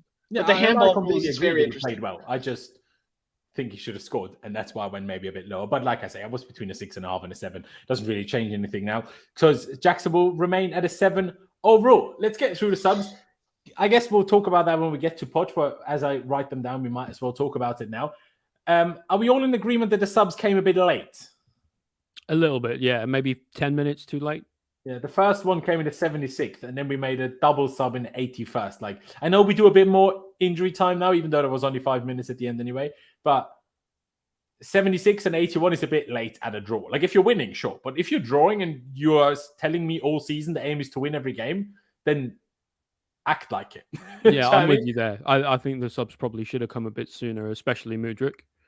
Yeah, exactly. Exactly that. Gusto replaced Reece James, as we learned, not due to injury, but due to fatigue, which is fine. Ian Martin came on for Chukwuemeka, Mudryk came on for Sterling, and at the very end, somehow, Ugo Chukwu came on for... Well, I'm not really sure how the formation changed. That's what made me think that Colwell was the left back at that point, because then Chilwell's operating in the middle. In the middle. Yeah, that's kind of where I But ended Martin up. wasn't really on the left, though, was he? So who was on the left at the end? And maybe at the very end, Mudryk was then on the left, because obviously initially he was on the right. Maybe and at the end he was on the left. Yeah, maybe that's it. Yeah, fair play. But yeah, these are the subs. Let's go with Gusto first. Still feel harsh that he's a sub because he's just a very good player. Even though his passing accuracy wasn't actually great, 71%, 12 out of 17 isn't that amazing. But otherwise, maybe once he was a bit out-muscled, but it was also his first minutes in the Premier League off the bench. In the grand scheme of things, I think he did good. I would just give him an average 6, maybe 6.5. Like, there's not really much to me like that happened where I'm like, do more, or like, this is why I give him a 7 or a 5. You know, yeah, he was just decent. I would say. Do you agree with that, Bertram? No, actually, I thought he was very poor. I'd give him a 4, if I'm honest. Really? I really thought he was poor when he came on. I think positionally, I didn't think he won his duels. He almost looked like a bit of a liability in a sense. Might just have been because James played before him, but I really thought he was poor. I think he looked like a shadow of the Gusto we've seen, especially against like Dortmund, where he was very good. I think we're lucky he came on pretty late. I think Luiz Diaz today would have ripped him, but again, we forget how young this guy is. I mean, and he was coldly subbed on after, what was it, 81 minutes, 70 minutes, something like that. Again, in a game that was heavily swinging. So it's not a reflection on him as a player, but I thought he was very poor today. Might because might be because I'm blind, because it seems like people say he was fine. I thought he was very poor. Might just because I was nervous throughout that, but I think he wasn't as good at least as he has shown himself to be. So I'd give him just a bit lower. Yeah, fair. I mean, obviously stats, you can't always go by them 100%, but here there's only mentions of 2 duels and he won both of those, but he also has 1 tackle that he didn't win. So I always question this, isn't a tackle a duel? How can something be a tackle but not a duel? I never understand. One of them, it's supposed to do with like how likely you are to win the ball, I think, versus like, I think that adds the context in for that, but it's very... In a duel, they give you a good chance. In a tackle, they don't, type thing? I don't know, maybe. Yeah, I have no idea either. But fair play. To me, surprising 4 from Bertram. But Ollie, what would you give Gusto? Did you see what Bertram saw, or what did you think of Gusto? Nah, you're watching a different game, Bertram, I'm afraid. I thought Gusto was pretty good. I would have given him a 6 overall, personally, because I don't think there was anything really major he had to do. Everything more or less that I saw from him, he did all right. So yeah, sort of a bit of an average performance, sure, but didn't have long to come on. Did everything more or less as well as I thought he would. So yeah, about 6. Fair dues. I mean, 2 6s, 1 4 gives us 5.3, which I guess rounds up to 5.5. So fair enough. We give him that. And then we have the double sub of Mudryk and Martin. And when I saw Mudryk, obviously we all will agree he should have probably... Well, I'm not sure if he necessarily should have scored, but he should have not laid the ball as far in front of him when he was trying to go around Alisson. Because by the time he got it again, he had to turn around. And his pass to Martin wasn't bad. I would still love to see a replay of that, because my initial reaction was me screaming for a penalty, because I thought whoever the Liverpool player was kicked Martin in the heels, because the ball didn't really seem to move much after the tackle. So I'm like, well, clearly he didn't get the ball. So he must have got Martin, and then Martin kicked the ball after getting kicked in the foot. But I have no idea. JC says Jackson should have passed that ball sooner. I need to see it back, honestly, to make a judgment on that. But the one thing I can say is the third manager now, why I'm baffled why they're not starting Mudryk. I just don't get it. I just do not understand why he's on the bench. We played, apparently, Chilwell as a winger over Mudryk. What? Mudryk on the right-hand side. I mean, we spoke about Sterling's link up with James. Mudryk could probably do that better. And he's even faster. And he's younger. And he's not as annoyingly annoying. Mudryk is always gonna be benched over Sterling, because Sterling's got seniority. Yeah, I know that, but it shouldn't be the case if one of them does all right and one of them does bad. And I still feel like we've had Mudryk for, since January now, so 7 months. Obviously, a month and a half of that was pre-season and stuff, or off-season. But it still feels like he hasn't really gotten a proper chance. And I know that sounds stupid because he's been here for 7 months now, but I still feel like he gets a random start. But I'm like, yeah, but the kid's 21. We signed him from the Ukrainian league, where he hasn't actually played that many professional football games in his life. What that kid needs is game time and nothing but game time. Just play him and play him. and he will within a month be 3 times better than Sterling is. That's all he needs, and I just don't understand when no man just give it to him. It really irks me. And obviously, maybe something is happening in training that I'm not aware of, which explains this. A bit like maybe we had with Pulisic in the past. I don't know, but it really irks me because when he's come on, I thought he looked lively. I thought he looked hard, working hard. I thought Anthony Taylor absolutely robbed him of a good free kick position when, like, the most baked foul you'll ever see, and Taylor's like, play on. What? Do you think he dived? Like, well, what? Anyway. But yeah, I will still give Mudryk a 6 off the bench. Maybe I should say 5.5 because he missed the chance, I guess. But I think in the grand scheme of things, he did some things that were above a 6 and then missed the chance, leaving him at a 6 for me. Ollie, what did you make of Mudryk? What did you make of him not starting? Because I'm like, okay, if you're like, he's only good on the left and we have some tactical reasons not to play him there, fair enough. But he's not. He's played on the right now towards the end of that Dortmund friendly and today when he came on. And he looked pretty good on both occasions. So clearly he's also a valid option for the right. So that gives even less explanation, in my opinion, why he doesn't get more starts. I just don't get it. I don't either, but I guess we'll find out. I think at the moment it's just kind of like some politics within the squad.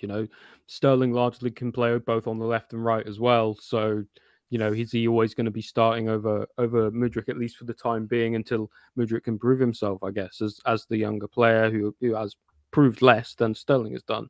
I agree also that he needs more game time in order to, fully unleash his potential, but he's going to have to work for it, I guess.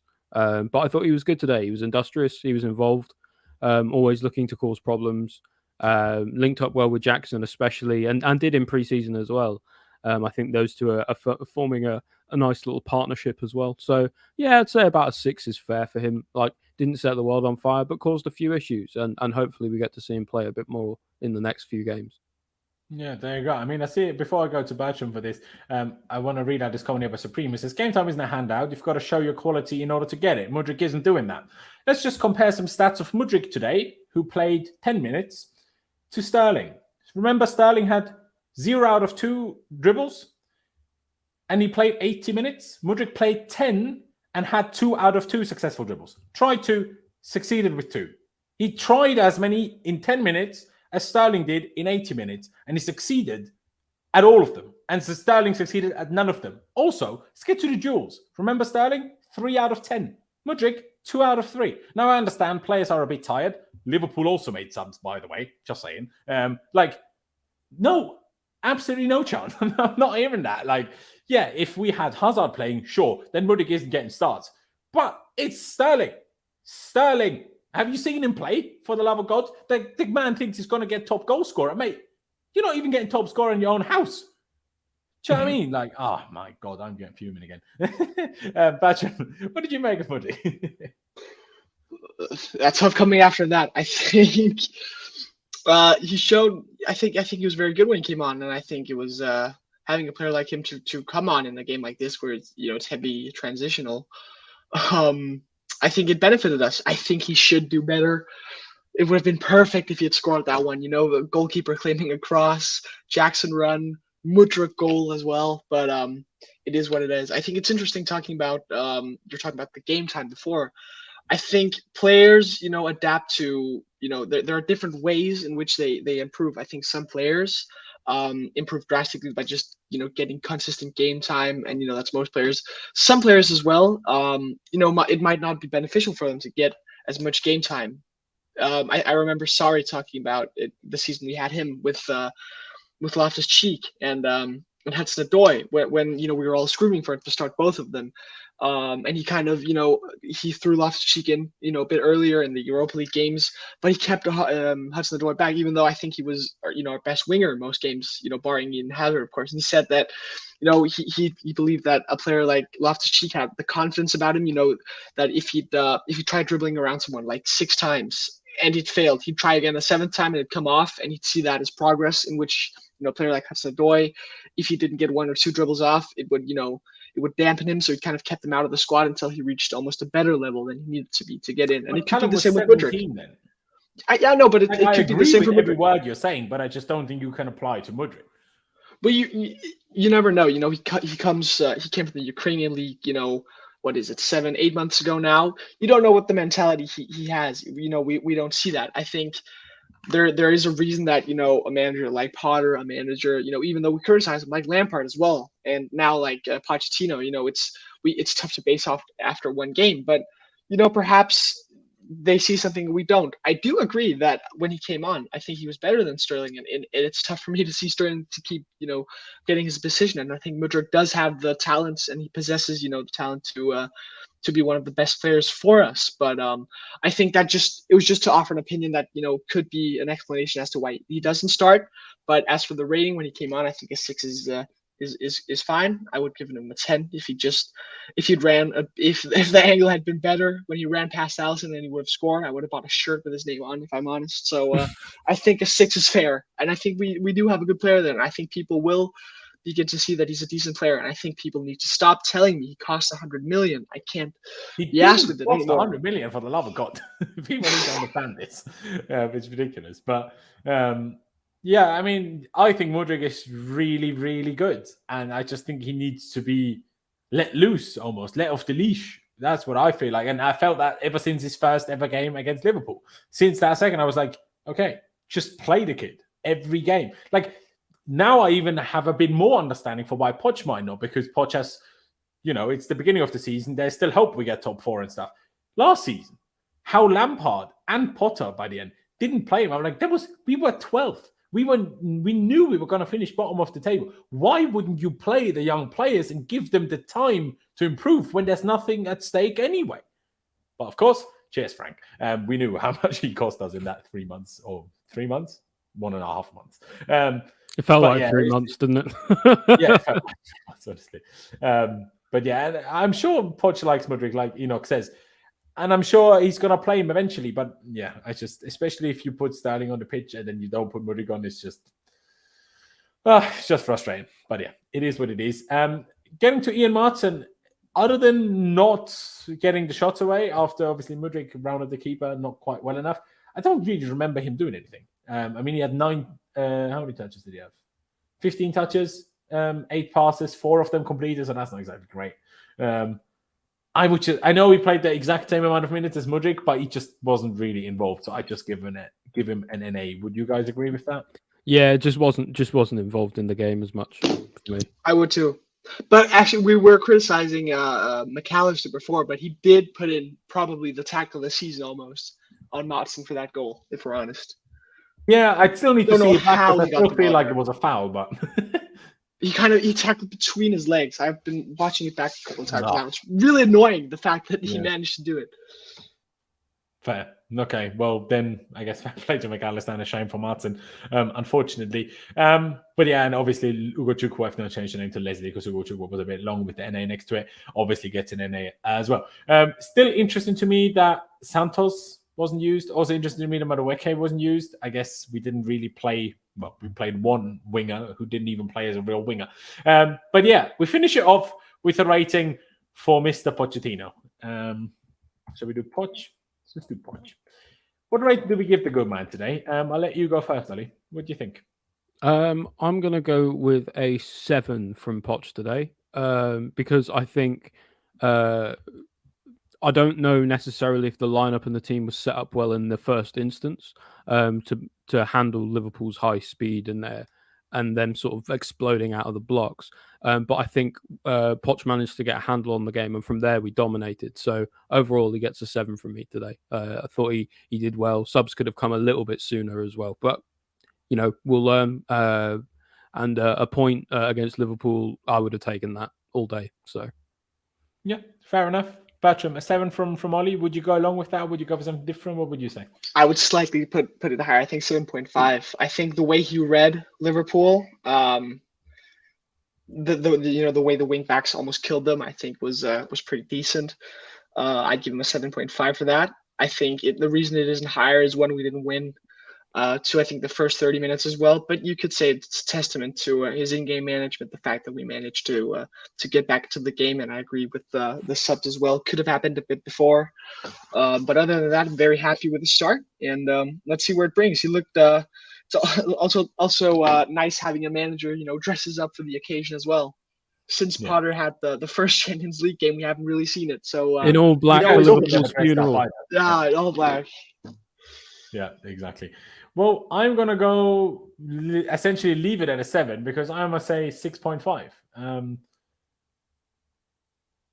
I understand where Bertram is coming from with going quite high and being high of praise, but to me, yes, you can say he adapted it well during the game, but he only had to adapt it during the game because he got it wrong to start with. And then he also left the subs way too late. I think we could have still won that game if he got those subs on a bit sooner.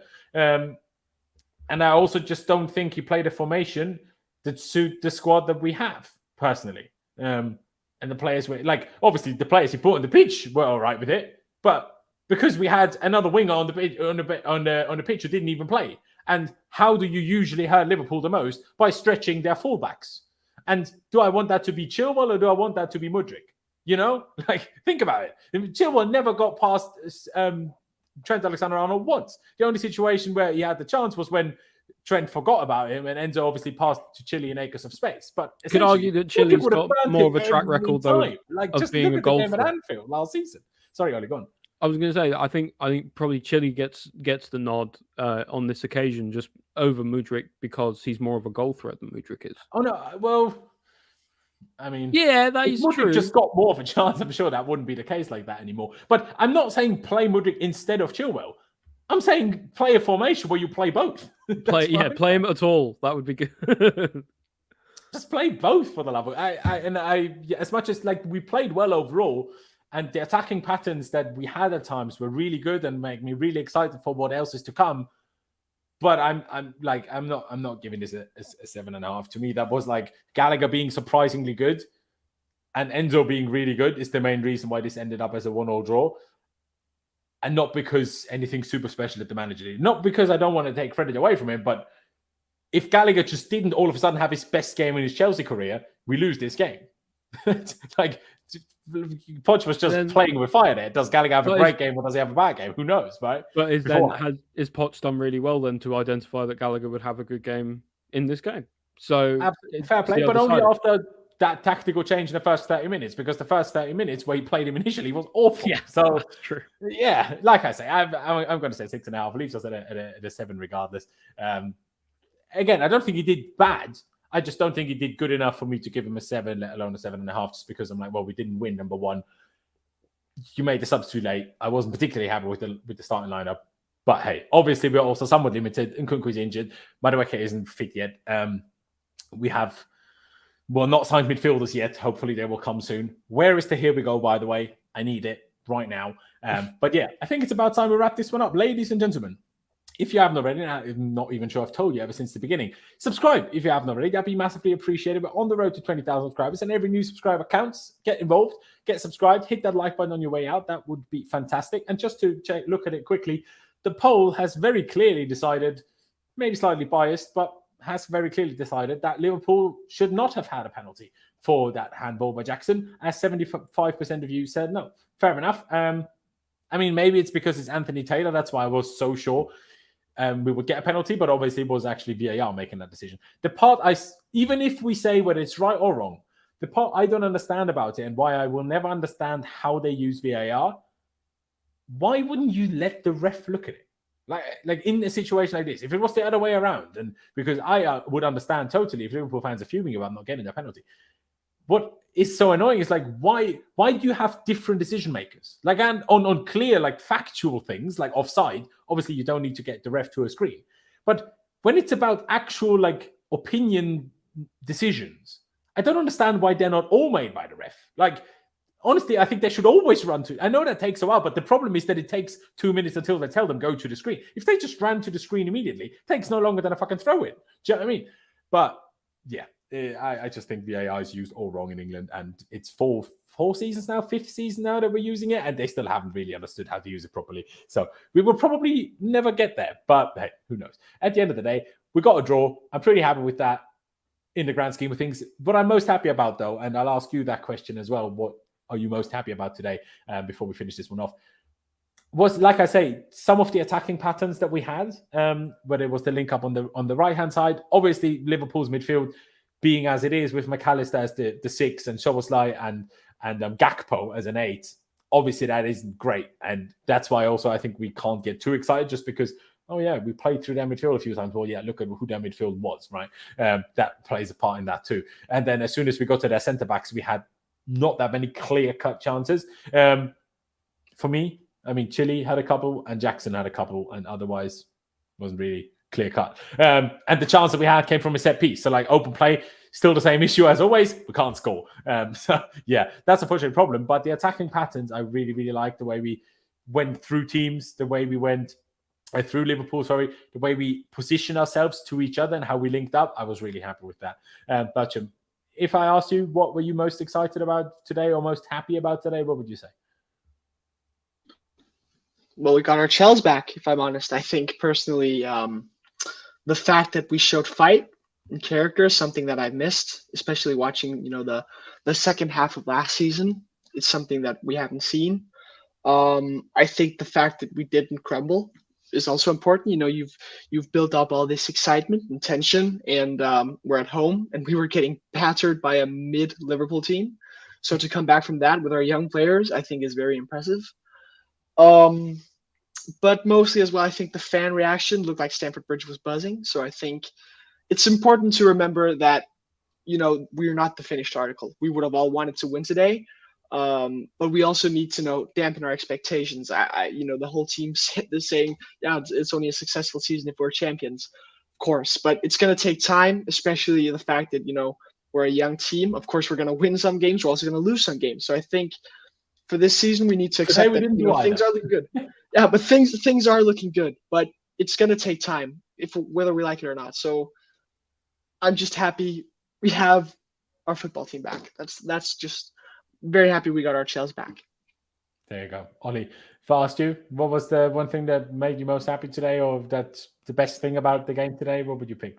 It was just really nice seeing us do things that actual football teams do, like press effectively in a group, and we were good on set pieces today. Just good progressive attacking patterns. Just doing what we should do as a top club. And I thought the performance for at least an hour of the game today was really, really strong. And I'm encouraged, and it makes me want to watch us play again, which is something that we haven't had to say much over the last season as Chelsea fans. So, which is frustrating because this season we will often have to wait a week. Well, if that means the atmosphere at the Bridge is even better, then then let's do it. Exactly. No, fair play. One last thing I would like to mention, because you just mentioned that we were good on set pieces. Remember Bayern Munich? Thomas Tuchel being their manager. They also took what's his name? Anthony Barry. Anthony Barry. Yeah, obviously our set piece coach. Remember? So first of all, yesterday they lost 3-0 to RB Leipzig in the German Super Cup. All 3 goals came in from kind of set pieces, throw-ins, free kicks, and penalties. And Joshua Kimmich in the post-match interview even said, we need to stop conceding from set pieces because all of pre-season they've been conceding from set pieces. So that to me is just utterly hilarious that they took Anthony Barry from us, our set piece coach, and now they're constantly conceding from set piece. That is just amazing. I absolutely love that. But yeah, ladies and gentlemen, we're going to round this one out. Please follow both Ollie and Bertram on their socials down in the description below. Of course, check out Ollie's podcast at the Bridge Pod. Link is also down in the description. And like I said already, subscribe if you haven't already. Hit that like button on your way out. But yeah, up to Chelsea, upwards and onwards. And we'll see you next time.